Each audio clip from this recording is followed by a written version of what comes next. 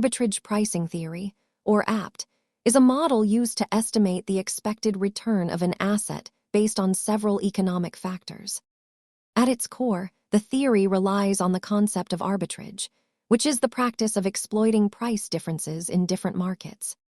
While simple models focus on just one market factor, APT suggests that multiple macroeconomic influences drive asset prices simultaneously. Investors using this theory consider factors like inflation, economic growth, and interest rate shifts to determine if an asset is correctly priced.